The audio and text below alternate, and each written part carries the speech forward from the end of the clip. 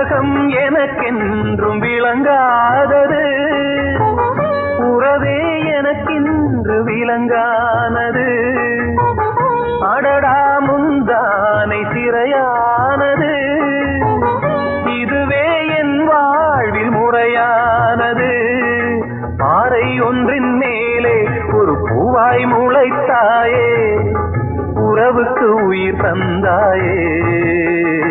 நானே எனக்கு நண்பன் இல்லையே, உன்னால் ஒரு சொந்தம் வந்ததே.